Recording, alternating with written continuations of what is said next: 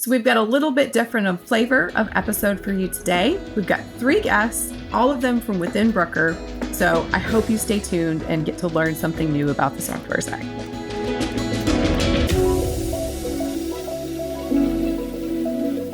So I thought we could start with a quick roundtable because I think everybody here, myself included, has done multiple roles to get where they are. So let's set the stage.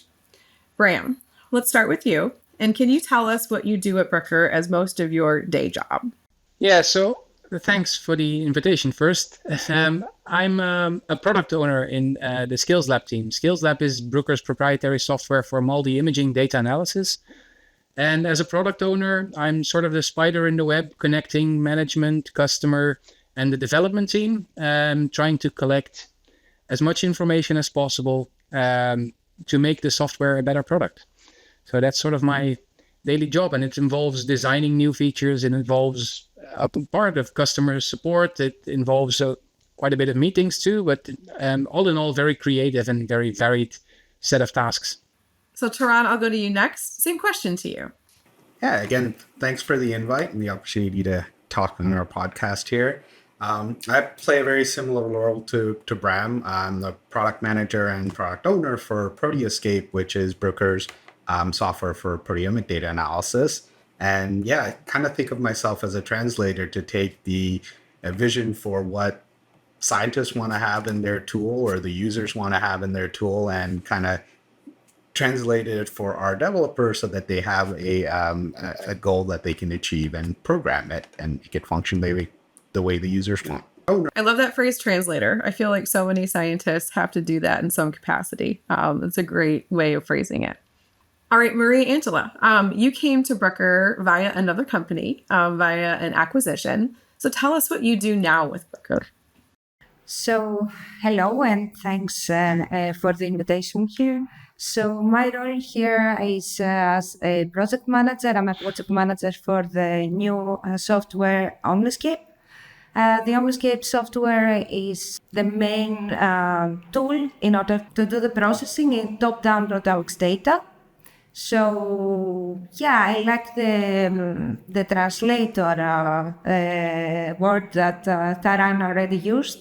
So I am a user myself of the OMx Kate tool. I'm doing a lot of data processing, so I really love to be in constant communication with the development team and try to be realistic on what I ask and what I would like for the software to include as features. All right, great. Okay, so now we know what you guys do as your day job, but how did you get here? So Tharan, I'll go back to you. You've told me that you came from a family of accountants. Once you figured out that your interests lie with science, share with us how you moved into a PhD and how you were exposed to mass spectrometry. Thank you. Yeah. So I did come from a very large family of accountants, going down several generations. And very early on, I realized I did not like accounting. But science was a passion, and particularly I had an uncle that was he was a veterinarian by training, and in my younger days, there's a particular book series for biology, chemistry, and physics that's still quite vivid in my mind. And I think that was that was probably the turning point of attracting me into working on the sciences, and so that was in grade school. So since then, I had always been interested in the sciences, but I'd also been very interested in technology. And so right until the end of high school, I was kind of at a border of, do I go science or do I go, computer science? And when I started undergrad actually was when the tech bubble happened. And so that pushed me into the sciences, but I'd never kind of given up on the tech side of things. And so went through grad school, did my PhD here at the University of Toronto, and then while in my undergrad, actually, I did a co-op session, and I had my first exposure to mass spec during one of my co-op opportunities at Sanofi Pasteur. And so I got a little joystick to shoot lasers at proteins, and measure their spectra. And that got me really thinking into what I wanted to do technology wise, because that was a nice mix of, hey, this is a nice emerging field of technology and it ties the mass spectrometry together for me. And then I went into my PhD program with the focus on finding a lab that was working in mass spectrometry, and I did that. And then after my PhD, I started to run the lab at Princeton University for several years. And while I was there, had the opportunity to work with Bruker, and that's how I kind of got my leg into Bruker as a field application scientist initially, and then transitioned on to the software team afterwards. I'm going to say again something that you said. I love that you said using a laser and a joystick. I feel like so many of people of our generation, not to make any of us feel old, started out that way. So let me go to you, Bram, because I know that you had an introduction into mass spectrometry during your master's degree. So what got you to that point and made you interested in this field in general? Yeah, so during my master's, I was following this course on how mass spectrometry and analytical techniques could be employed in animal studies and how that would actually help you drive science forward. And one of the lectures during that training was by Professor Per Andrén from the University in Uppsala in Sweden. And he was actually showcasing there his work that he's doing and still doing on applying mass spectrometry imaging and mass spectrometry techniques to solve Parkinson's disease. And in particular, my grandma just passed away from having Parkinson's disease. So it was a right mix at that time of being susceptible to new information that was in that street and actually getting a very inspiring lecture at that point. So I organized an internship in his lab and went there and didn't do mass spec imaging right away, but worked on peptidomics of cerebrospinal fluid of Parkinson's patients, but was exposed to a lot of MALDI imaging in the lab. And through Per, I got to know Liam McDonnell, who was then my PhD, later on became my PhD supervisor. And that started the ball rolling for me. I discovered a technique that I truly have a passion for, and got to explore and play with it on a daily basis. And that really brought a lot of joy. Following the PhD, I did a brief postdoc in the lab of Klaus Dreiseweert in Münster, and there I actually got to work quite a bit more with Bruker, because that's where at the time that MALDI-2 was incorporated into the timsTOF Flex platform. And that was, I was doing a little application development for that to analyze N glycans, one of the molecular classes that I learned to work about during the PhD trajectory. Really enjoyed that, working on the interface of technology and the application, and went back to my hometown of Leiden and ran my own imaging group there for some time. And after that, felt that it was time for a change. And as if it was supposed to happen, the role of product owner came by, more or less. And I just clicked on the vacancy, read the description, and recognized a lot of what I like doing and what I intend doing, and started contemplating whether that would be something for me to switch to the software side, and decided to do so. And that's how I ended up with Bruker through the course of about 12 years. Yeah. Thank you, Bram. So Mariangela, something that you said to me before was that biology and pharmacology just made sense. So how did getting into that field get you into mass spec? So yeah, my first contact, let's say, with mass spec was some years ago during my bachelor degree in pharmacy. So my bachelor diploma was on HPLC MS using the amyloid peptide, and that was the first involvement, mostly theoretically, with mass spectrometry. Later on, during my master's degree, I had the big picture of mass spec and what can be achieved through it. And It was really amazing to just using metabolomics. That was my thesis on cancer metabolomics. I was really impressed, in fact, on what can be done through this technology. And after that, after my master's degree, I joined the Phasmatech group, the Phasmatech team, and in cooperation with the Kapodistria University of Athens, I did my PhD here in Phasmatech on top-down now, proteomics, using the OmniTrap technology. So yeah, of course I had too many processing to do and data interpretation that looked really hard to interpret and chemically understand. So of course we needed the software to do that and to help me do my job faster. So we started not me, writing code, but I was helping the developers to write the code and understand what I wanted to be implemented and what the automated things should be there for the users. And then after that, Bruker acquisition was the next step. So I was really involved in the development of the OMx Kate, and this is the main reason why I'm in this position now, both as a user and as a tester and as a consultant for the development of the tool. So Mariangela, I'll stay with you. You also said at one point that you had to do it all. You had to do the preparation, the run, the statistics, and the data. So when was the last time you were actually at a lab bench?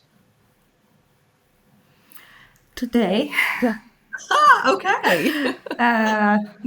Yes, I'm still doing that.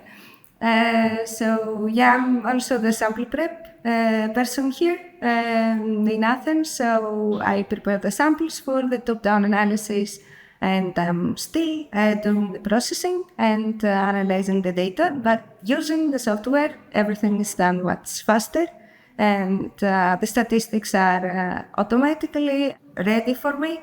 So everything is much easier, and yeah. But I still do the lab work. I really love it. It's a change for the software work. So Bram, I'll pitch the same question to you. When's the last time you were actively working at a lab? Must have been about 1.5 years ago. Even though at some point as an assistant professor, you still get to do every now and then these Friday afternoon experiments where you try out new things. So yeah, it's not been too long. Still miss it sometimes, especially the Friday afternoons when it's quiet in the lab and you get to try new stuff. So yeah, it's been a while. How about you, Tharan? Since before COVID, I would say. We don't have an accessible instrument close to us. And yeah, I don't think I've touched the wet lab for quite a few years now. It's going probably on 3 or 4. We tend to do what these virtual wet labs, and we have someone, say the demo lab, for example, set up the instrument and everything, and then we acquire the data, like we modify the acquisition, and we do all those steps afterwards. But it's been a while since I touched a pipette for sure. You miss it? Of course, yeah. The hands-on component I really do miss, and I think even fiddling with the mass spec and fiddling with the annoying nano LC, as much as it can be a wonderful instrument, I do miss that component for sure. All right, so I'm going to stick with you this time. I know that you have a strong managerial role. So tell us what a Scrum is within the software world in terms, and how you manage that in your team. For sure. So Scrum is an approach to software development that's been quite popular in the last, I don't know, about a decade, I would say. It's a offshoot of what they call agile product development. And the notion is that you're not looking for one very large product release, but something that is more iterative. So you're taking smaller steps towards a larger goal. And then the notion was that you weren't then spending a huge amount of effort, both in capital, resources, all of your resources, to get to a release. And so Scrum can be quite beneficial for most companies, but I think the most effective way is when it's personalized to the team at hand. So the people that are actually in the Scrum team. And so I think on our team, I think the same for Bram's and the rest of the Bruker teams, they each have kind of their own version of Scrum or their own version of this agile workflow. But the basic steps are, you have a what's referred to as a sprint that might be 2 weeks or 3 weeks long. And so you set yourself a smaller goal that's leading towards your product release usually, because in the ideal case, you don't have a endpoint for a release, right? But in the realistic world, we have conferences, we have deadlines that we need to meet. So we usually do have a release type of focus. And so we usually sit down as a team and go, okay, within our release, if the feature set that we want to have for the release are XYZ, what are the steps that we can take to get to that? And then we go, okay, in this next 3 weeks, what can we set as a goal? And the difference between kind of classical software development and kind of the agile and Scrum workflows is at the end of this sprint, you want to be able to show a user or the product owner or what these types of persons what you've achieved in that goal, right? So you can't just all be things that have happened kind of under the hood and that are not visible to the user at all. So there should be a user focus goal that you're trying to achieve. And so at the end of this sprint period, whether it's 2 weeks, 3 weeks, 4 weeks, whatever it is the team chooses, you kind of have a review.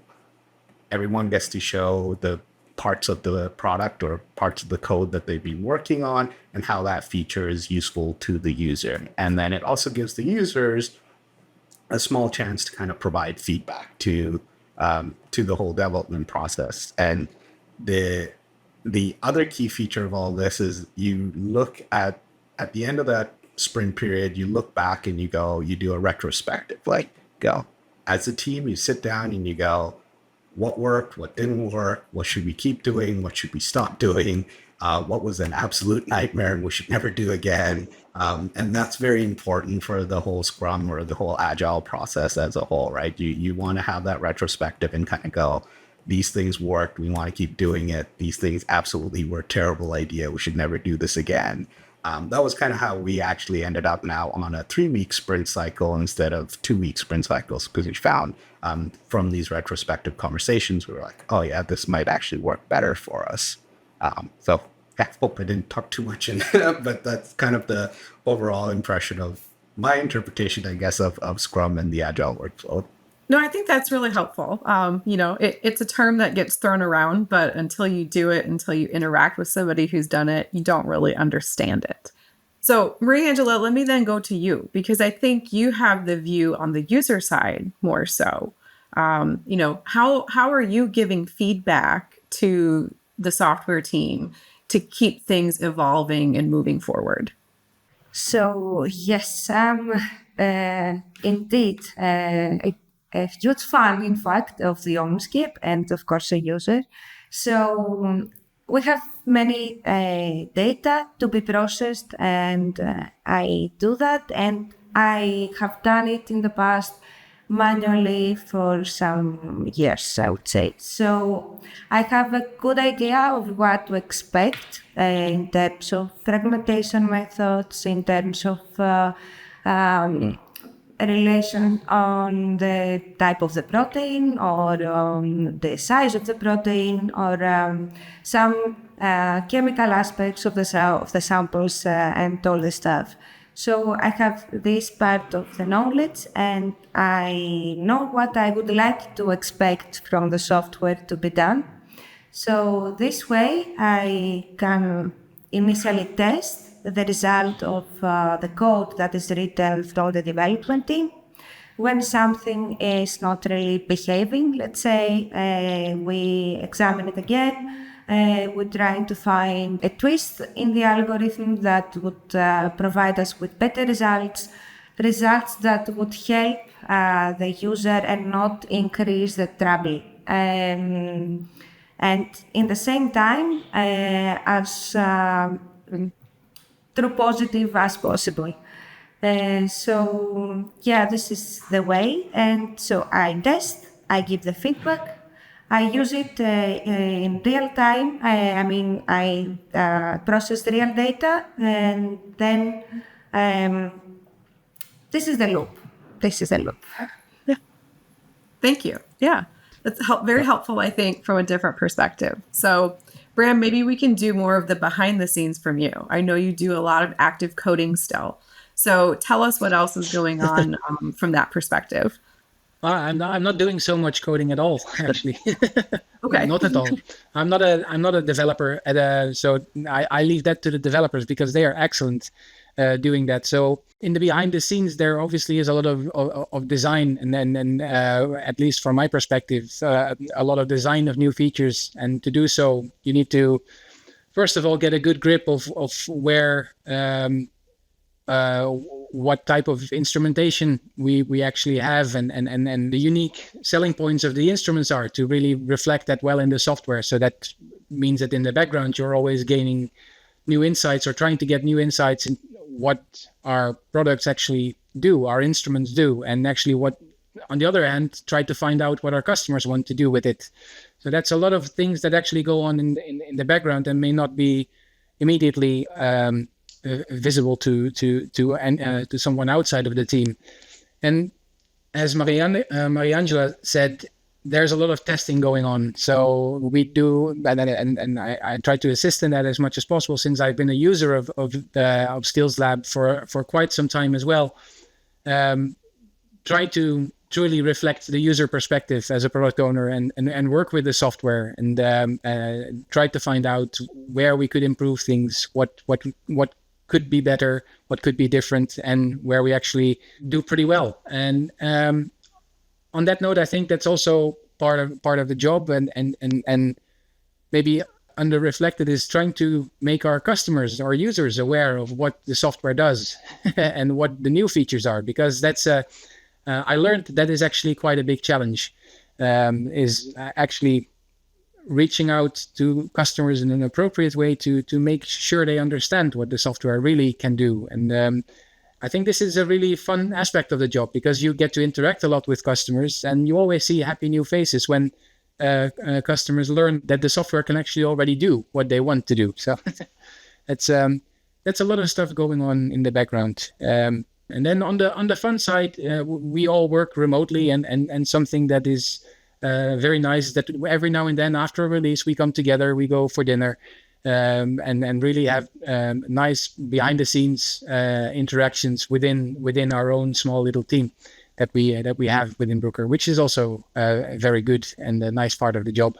Yeah, I mean, so many of us work remotely, and the opportunity to come together changes things. You know, that human interaction is still important. Okay, Bram, let me stick with you. You kind of alluded to this as a big challenge within your role. Would you say that is the biggest challenge, or what else, kind of comes to mind for things that are difficult in your role? Time management. There's a lot of different tasks, as I think I've been able to reflect throughout the podcast now. So actually finding a balance and making sure you have enough time to do the development, to manage all the expectations around the time management that you do. So I think that's the bigger challenge. Yeah. You used another one of my favorite phrases, especially in the corporate world: managing expectations. Probably something I never said until I came to Bruker. Mariangela, let's go to you then. What do you think one of the bigger challenges is for you in your role? I totally agree with Bram. I mean, trying to be effective and in all the different aspects of the role, and even in multiple roles if you have. So yeah, that's the difficult part. So you need to be a good tester and use it properly and see if it's working and it's effective, and then have the documentation ready for the product as a product manager. And then if you have other roles, you also need to be to adjust your timelines and everything to be effective for those roles too. So yeah, time management and expectation management. And also another difficult task in all this is, as I already said, I think to be realistic, to don't ask for things that cannot be realistically accomplished from the development team. You need to keep your expectations realistic. Tharan, do you have anything to add, or do you just, blanketly agree with all that? I blanketly agree with all of that. I think expectation management is probably the biggest, like Mariangela said, like you really do have to balance between what the users might want, what the management team might be expecting, what the sales team might be expecting, and you really have to find a point where all of these concerns kind of meet and we can agree on something useful coming out, right? Like it's great when there's a management expected feature there because it usually means there's a large press around it or something along those lines. But if the end user has no utility out of that, then it's really not going to. It's not useful for the target that you're actually developing for, right? And then we do also have to be very careful with managing expectations for our software developers as well. I mean, they're a limited resource at the end of the day, right? And we can't create an unrealistic goal and go, hey, you guys are going to develop this in 2 weeks because I said so. It just doesn't work. All right. So any last parting words of wisdom? Let's again kind of go around. Tharan, anything else that you'd like to add that maybe we didn't cover here? I would say just follow your passion if you're looking into whatever field of work you're interested in. And oftentimes don't feel limited by the degree that you're entering. That's usually just a kind of foot in the door. Get into a door, and then there are a myriad of opportunities that will open up afterwards as well. So don't ever feel like you're, just because you did science doesn't mean you can't end up working in the software or in technology, or the other way around as well. So I think most of our developers, actually, we have quite a few that are physicists by training and they're software developers now. We have a couple that are engineers that are software developers, which is not too unheard of, but just don't let your background, don't let your educational experience dictate where you might actually end up. Or even your family, since, accountancy wasn't your path. For sure. Definitely don't let your family dictate where you end up. All right, Mariangela, how about you? Any last thoughts that you'd like to impart? So I'm trying to think something nice. Little word. So embrace the change, I would say. So you can start from one thing and then change to another and then combine things. So exactly as Tharan said, you're not related in everything you do with your degree or your background or anything. You can change. And sometimes you might like a change, if not, it's interesting and it's a new experience. So why not? All right. And Bram, I'll pitch it to you. Yeah, I cannot agree with Tharan and Mariangela more. The experience you gain during any education, any trajectory that you have, that is the most important bit, and you can use that experience in any kind of role. So using the experience as a lab leader or a wet lab scientist, you can use that experience in a software team some way or another. So again, I would like to reiterate that don't let your education dictate what you end up in doing.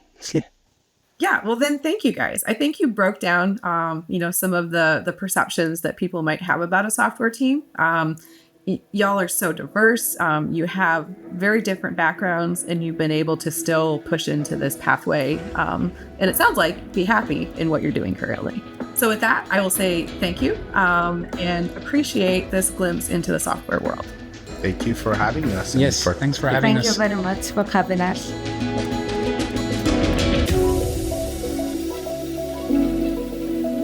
We continued our theme in this episode of diversity of thought, diversity of experience, diversity of getting to where you want to be in your career. So I hope you found some inspiration from this today.